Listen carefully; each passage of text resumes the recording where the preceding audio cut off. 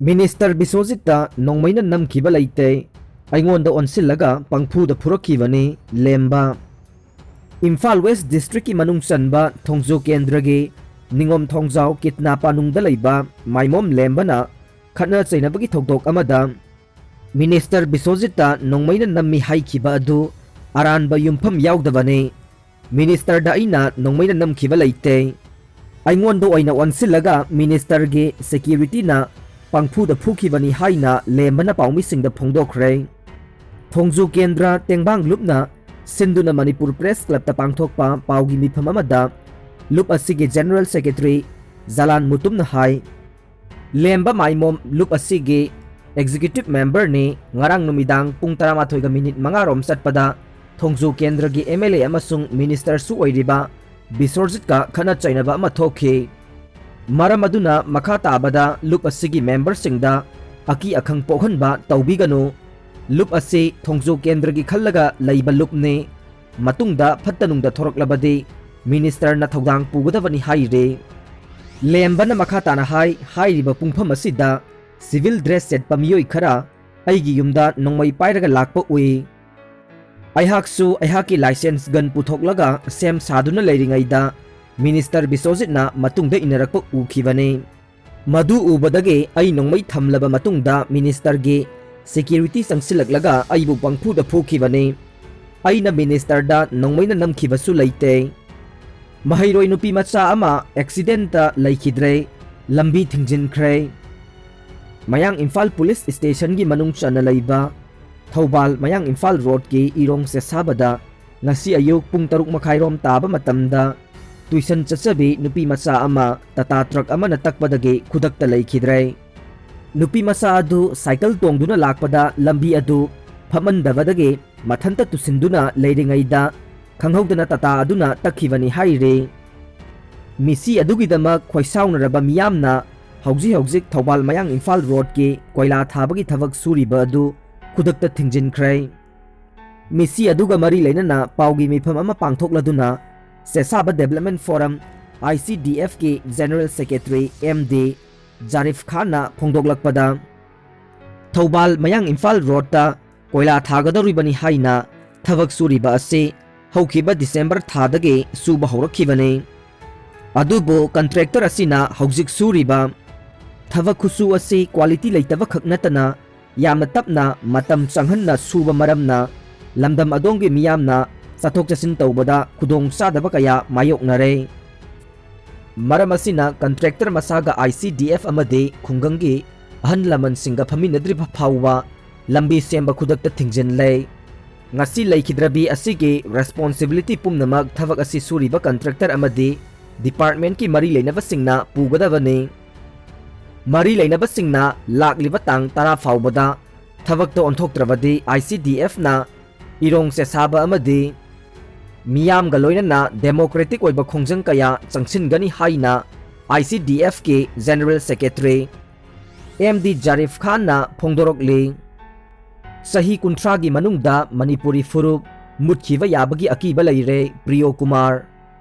Manipur da hojik mayai kaba chinjak chabagi laiset ama sandorokli basi aikhoi punna hona minaduna thinghoudaba tarabade aikhoi gi furup ase ngasi dagi sahi kuntra gi manungda mutkhiba yabagi akiba leire haina kadagi president Hizam Priyo Kumar na phongdokre wafam ase Naran Konjil mayai laikai nupi lok Sunflower Club amade kadaga punna khusamnaduna ngasi Imphal West District ki manung chanba Naran Konjil mayai laikai da haukiba chahi 2018 ge June da lupa crore kunga taret henbagi drug phaba chenaba Autonomous District Council ADC Chandel gi chairman oiramba Lukhosai Jaubu maralaiti haiduna haukiba chahi ge December 13 NDNPS court na thadorokbagi mayokta yaningdaba phongdokhibagi wakat mifam amada phongdokhibane wakat mifam aduda mahakna makha taraduna hai ngasi lamdam asida Manipur laingak asina war on drugs campaign haina chathare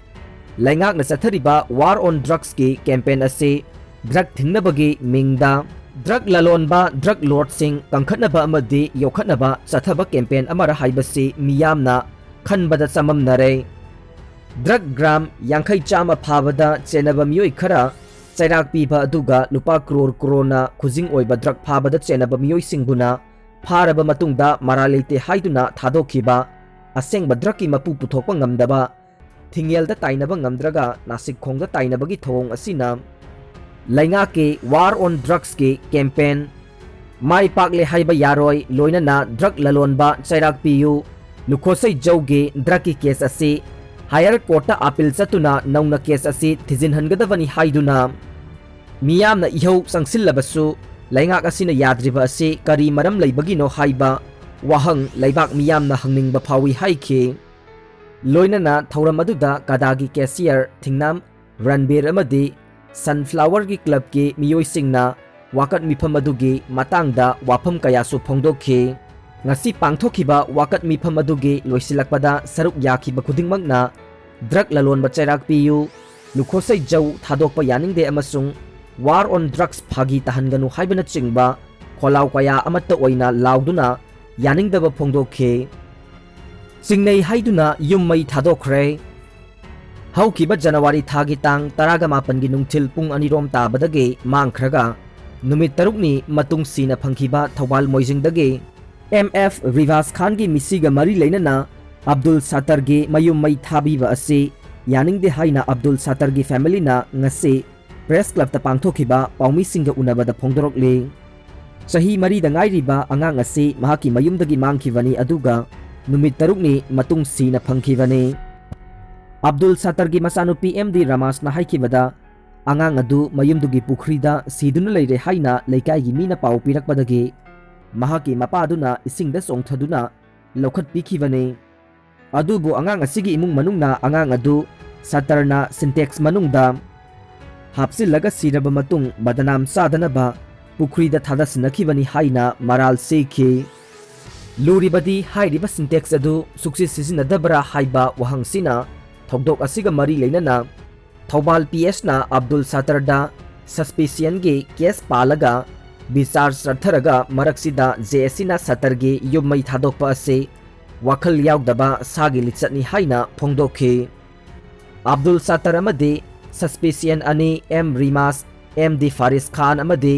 इमुंग मनुंगबु police JSC अमदे जामिताल उरुमा हाइबा body अहुमसिना हंजन हंजन कौदुना वहंग पहंग तोरखिबा मखोइनसु कोऑपरेशन पीदुना चिंगनबा लैतना चटपने अब्दुल सत्तर के मसानुपाना हाइबदा अंगांग अदुगे पोस्टमार्टम की रिपोर्ट पुलिस ना JSC दा सिनखरे लोइनना रिपोर्ट अदुगी मतुंग इन्ना अंगांग अदु इराक नरका सीबनी हाइबा कंफर्म तौरे अदुगा करिगिनो मथोंग मरम खंगदना सस्पेसियन दा मराल सुक्लै लैतना युमई थादोकलिबसी मरम चादे हौजिक लैफम लैतदुना लैकाइदा लैरे मखाताना मारा लैते हाइरगदे मखोई कदाइदा लैगनी हाइना हंगले सरकार ना मियेंग संगबीदुना असेंगबा चुंबा थिदोकपियु अमदे युमई थाबदा चेनबसिंग एक्शन लौखटपियु लोइनना माराल सिरिबसिसु अचुंबबु ओइरगदे फारसी तौदुना हाटपदा माइ लैदुना चेलोय हाइना फोंदोरकले इंडो म्यांमार बॉर्डर गे अथिंगबा फेब्रुवारी 23 फाउबा सांगदोखरे इंडो बॉर्डर गे अथिंगबा था असिगी तांग 23 फाउबा मखाताना अमुक हन्ना म्यांमार ऑथोरिटी माइकैदगी अथिंगबा थमख्रे कोविड-19 लाइचत का मरी लेनबा लौखलकपा सेक्शन थौरांगे मतुंग इन्ना मोरेगा ताइनरिबा Indo Myanmar border gate number 1 iron bridge अमदे friendship gate number 2 Namphalong Keithel चंगफम फेब्रुवारी था असिगी लाक्लिबा तांग 23 फाउबा मखाताना अथिंगबा थमलगनी हाइना म्यांमार तमुगी डिस्ट्रिक्ट एडमिनिस्ट्रेशन कियाविन उना टेक्नोपल DC दा इरखिबा वारोल अमना खंगहलखरे रेप चथबा मी हाटपगी केस दा मियोय अनि फागतखरे मखोइदा टेंगबांग लंबा पुलिस ऑफिसर सस्पेंड तौखरे बिहार गे मोतिहारी डिस्ट्रिक्ट दा हौकिबा जनवरी 28 दा थोकिबा पिकलिबि नुपी मचा अमा रेप चथरबा मतुंगदा हातोक पिरंबा थौदोक अदुदा सेनबनी हाइबा मियोय अनि बिहार पुलिस ना फागतपा ngamkhre एक्यूज सिंग अदुदा मतेंग पांगलंबा पुलिस ऑफिसर अमना सस्पेंड तौखरे हाइरे लाइवक थीरबा थौदोक अदु मोतिहारी गे मनुंग चनबा कुंदावा चेनपुर पुलिस स्टेशन मनुंगदा थोखिबने पिकलिबा नुपी मचा अदुगे इमुंग मनुंगनसु पुलिस स्टेशन अदुगे मनुंग चन लैबनी हाइरे नेपालदगी होंगलखिबा नुपी मसा अदु मियोई मरीना तमथीबा मओंगदा रेप चथदुना हाटलबा मतुंगदा मई थादोखिबनी हाइरे थौदोक अदु मियामना खंगनरखिबदे सलिबा फेब्रुवारी अनीदा नुपी मसा अदुगे इमुंग मनुंगी माइकैदगी पुलिस स्टेशन अदुदा वाकत थांगलक्तुना एफआईआर अमा रजिस्टर तौरबा मतुंगदनी हाइरे पिकलिबी नुपी मसा अदु लैखिद्रबा मतुंग खुदक्ता महाकी इमुंग मनुंगदा पुलिसता रिपोर्ट तौरखिबगा लोइनना एफआईआर रजिस्टर तौबिनबा तक्सिनख्रबसु पुलिस अथॉरिटीना याखिदबनी हाइरे काइना थंगदा इमुंग मनुंग अमदे मियांगी प्रेशर कंसिलक्पदगे पुलिसना मियोई 13 की मथक्ता एफआईआर अमा फेब्रुवारी अनीदा रजिस्टर तौखिबने इमुंग मनुंगना थांगलखिबा वाकत अदुगी मतुंग इन्ना नौरिबी नुपी मसा अदु मियोई मरी चंगदुना रेप तौखि अदुगा अतोपा मियोई 8 ना असीबा नुपी मसागी हक्सांग अदुगी खुदम सांगदम अमत्ता फंगहंदनबा मांगहन्नबा होटनबदा मतेंग पांगसिनखिबनी हाइरे कुंदवा चैनपुर पुलिस स्टेशन के इंचार्ज ओइरिबा संजीव कुमार रंजन नुपी मचा अदु हाटपदा चेनबा रामेश साहा कौबा एक्यूज अमदा वाफम कया फोंदोक्तुना मियामना खंगनरक्त्रिङै ममांगदा नुपी मचा अदुगी असीबा हक्सांगदु मफम चाना लोइसनखिनबा मतेंग पांगखिबगे ऑडियो क्लिप अमा वायरल ओइरकपदगे पुलिस ऑफिसर अदुसु सस्पेंड तौखिबनी हाइरे हिमालयन रीजन दा उन सौदोकपुगी चांग कुमजा 2000 दगी हौजिक फावबदा हानदगी सरुक अनि हेंगलकले नेवी ऑफिसर अमा लाख 10 की डिमांड हिंगना मई थादुना हाटख्रे हौकिबा जनवरी 19 दा चेन्नईदगी फाकिबा चही 13 सुरबा नेवी ऑफिसर अमा महाकपु फाकिबा मियोइसिंगना महाराष्ट्र गे पालघर डिस्ट्रिक्ट के उमंग अमदा हिंगना मई थादोकलमले हाइरे महाकी असोकपना मरम ओइरगा